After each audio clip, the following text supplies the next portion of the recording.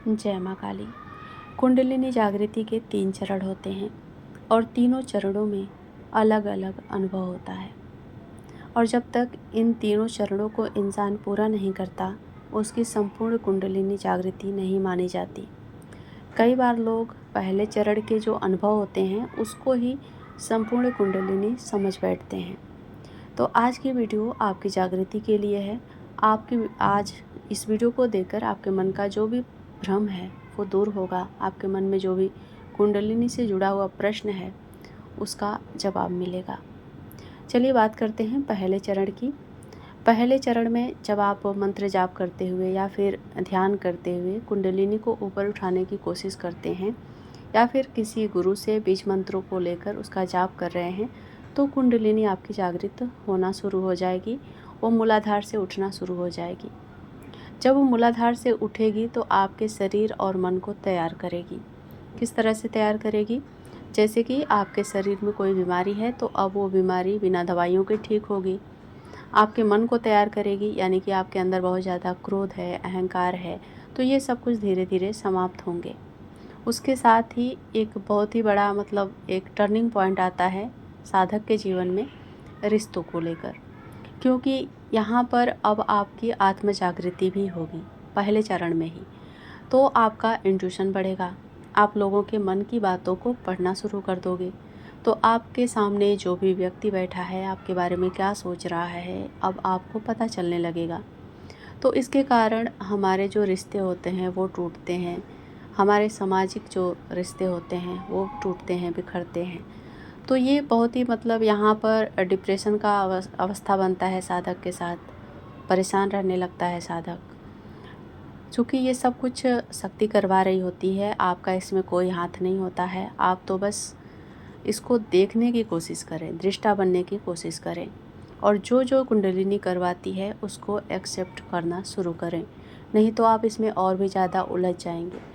तो ये सब कुछ होगा, यानी कि आपके रिश्ते भी टूटेंगे, आपकी बीमारियां ठीक होंगी, आपका इंट्यूशन बढ़ेगा, आपकी आत्म जागृति होगी। अब आपकी जो सब कॉन्शियस माइंड है वो धीरे धीरे काम करना शुरू कर देती है। ये सब कुछ पहले चरण में होता है।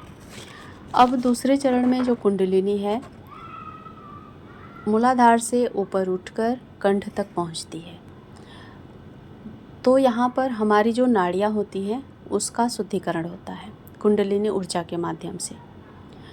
जब हमारी नाड़ियाँ शुद्ध होंगी और हमारा जो कुंडलिनी है वो कंठ चक्र से ऊपर उठने की कोशिश करेगा, तब यहाँ पर कुछ दिक्कतें आती हैं, जैसे कि सांस लेने में दिक्कत आएगी या फिर सर बहुत ज़्यादा घूमेगा या फिर आपके कंधों में दर्द हो सकता है। यहाँ पर ज़्यादातर साधकों को कंधे में दर्द, सांस लेने में दिक्कत या फिर गले में इन्फेक्शन जैसी कुछ समस्याएं देखने को मिलती है। तो इससे आपको घबराना नहीं चाहिए। ये कुंडलिनी ऊर्जा है जो कि वहाँ पर कुछ अशुद्धियाँ होंगी तो उसको शुद्ध कर रही होगी, उसको मिटा रही होगी। यानी कि अगर कोई बीमारी है या फिर आप किसी को बहुत ज़्यादा उल्टा पुल्टा बोलते हैं, आपकी ज़बान सही नहीं है, तो इस माध्यम से वो शुद्धिकरण करती है। तो कई बार गले में छाला या फिर मुंह में छाले निकलने जैसी समस्या हो जाती है। हालांकि साधक को ये सब कुछ पहले ही समझ लेना चाहिए कि अब हम कुंडलिनी के ऊपर काम कर रहे हैं तो हमें गलत शब्दों का प्रयोग नहीं करना है, किसी के साथ ज़्यादा बहस नहीं करना है, तो ये जो समस्या है वो नहीं आएगी। ठीक है। अब कंठ से ऊपर उठकर सहस्रार की ओर पहुंचेगी तो आपकी जो मानसिक स्पष्टता है वो और भी ज़्यादा बढ़ जाएगी, आपको अंतर्ज्ञान की प्राप्ति होगी। अब देखिए, अंतर्ज्ञान और आत्म जागृति में अंतर होता है। अंतर्ज्ञान यानी कि जो आपके पुराने जन्म के संस्कार हैं, पुराने जन्म में आपने कोई वेद पढ़ा, कोई ग्रंथ पढ़ा, तो उसकी यादें आपके सामने आएंगी। अब आप पास्ट लाइफ को देखना शुरू कर दोगे, उसकी अनुभूतियाँ स्वप्न के माध्यम से आपको दिखाई जाएंगी, कुछ छवियाँ आपके सामने आएंगी। जब आप ध्यान करने बैठोगे तो कुछ ऐसी तस्वीरें आएंगी जो आपको डराएंगी भी, या फिर आप बहुत ज़्यादा प्रसन्न रहने लगोगे। यहाँ पर साधक के शरीर में हलचल भी होना शुरू हो जाता है, यौगिक क्रियाएं बहुत ही ज़्यादा होने लगती हैं, जो कि कुंडलिनी ही करवाती है और उस पर साधक का कोई बस नहीं चलता। आपका शरीर हिलता है तो हिलते ही रहेगा, आप उसको रोक नहीं पाओगे। जब तक कुंडलिनी चाहेगी आप झूलते रहोगे, झूमते रहोगे। उसमें शीर्षासन लगता है, प्राणायाम लगता है, मतलब अपने आप यौगिक क्रियाएं होंगी। और जो भी आप मंत्र जाप करोगे, अब नाभि से आप मंत्र जाप करना, यानी कि आपको मतलब जो मंत्र है आपको ऐसा महसूस होगा कि आपके नाभि से निकल रहा है। यहाँ पर मंत्र अजपा जाप में भी बदल जाता है। और आप अपने ऊर्जा को ब्रह्मांड के साथ ऐसा महसूस करोगे कि आपकी ऊर्जा ब्रह्मांड के साथ जुड़ी है, या फिर ब्रह्मांड से कोई ऊर्जा निकलकर आपके पास आ रही है, आपके सहस्रार पर गिर रही है। तो ये घट चरण माना जाता है, कहा जाता है, जो कि एक शुद्धिकरण का एक प्रक्रिया भी होती है कुंडलिनी के माध्यम से। तो आपने दूसरा चरण समझ लिया। अब हम बात करेंगे तीसरे चरण की। तीसरे चरण में आते आते जो साधक होता है वो पूरी तरह से संतुलित हो जाता है, और इसी कारण से इस चरण को संतुलन चरण भी कहा जाता है। यहाँ पर आने पर आपकी दिनचर्या है वो पूरी तरह से संतुलित हो जाएगी। आपका आहार व्यवहार सब कुछ संतुलित हो जाएगा। कई लोग जो नशे में रहते हैं, मतलब नशा करते हैं, तो यहाँ पर नशा भी उनका छूट जाता है। हालांकि नशा तो आपको दूसरे चरण में ही छोड़ना पड़ेगा, क्योंकि कुंडलिनी इतनी यौगिक क्रियाएं करवाएगी कि आप मजबूर हो जाओगे, नशा कर ही नहीं पाओगे, उसमें से आपको दुर्गंध आएगी, या फिर आप उसके तरफ जो रुचि है आपकी वो समाप्त हो जाएगी। कोई बीमारी है तो वो दूसरे चरण में ही ठीक हो जाती है, सादे रोग भी दूसरे चरण में ही ठीक हो जाते हैं। तो तीसरे चरण में आते आते आपको शक्ति दर्शन होंगे, आपको भविष्य दर्शन होगा, यानी कि आने वाली जो घटनाएं हैं आप अपने नाक के पास ऐसा महसूस करोगे कि कोई दृश्य देख रहे हो, जैसे कोई टीवी फ्रेम में दिखाई देता है ना, तो वैसा सब कुछ आपको दिखाई देने लगेगा।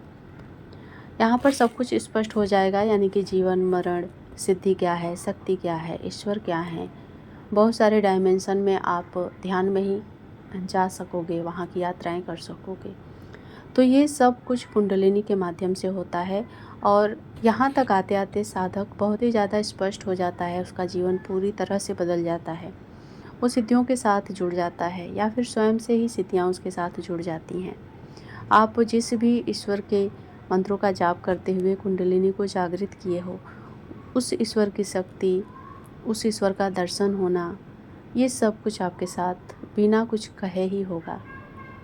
आप नहीं चाहोगे तो भी आपको आपके भविष्य का दर्शन होगा। आप अपने पूर्व जन्म के जो भी क्रियाएं हैं उसको देख पाओगे, यानी कि आपने कौन सा कर्म किया है। आपने मन में इच्छा रखोगे कि आप जान पाओ कि आपने कौन से कर्म किए थे कि ये दुख आया आपके जीवन में, या फिर आपको ऐसा जीवन मिला। तो ये सब कुछ आपको कुंडलिनी बताएगी। तो इस तरह से कुंडलिनी का 3 चरण होता है। अब आप डिसाइड करिए कि आप कौन से चरण में हैं। हालांकि मेरा जो अनुमान है, ज़्यादातर लोग 90% मान के चलिए, या फिर 99 भी मान सकते हैं, पहले चरण को ही संपूर्ण कुंडलिनी जागृति समझ बैठते हैं, क्योंकि यहाँ पर आपके जो इंट्यूशन होता है उसी से आप बहुत कुछ जानने लग जाते हैं, आपको अनुभव आने शुरू हो जाते हैं, तो आपको लगता है कि आप सिद्ध हो चुके हो, या फिर आपके साथ कोई सिद्धि जुड़ चुकी है। हालांकि ये आपके ही मन की जागृति होती है, आत्म जागृति कहते हैं। ठीक है, तो आपने कुंडलिनी को इस माध्यम से, इस वीडियो के माध्यम से समझ लिया। आपके मन में कोई प्रश्न होगा तो कमेंट कर सकते हैं।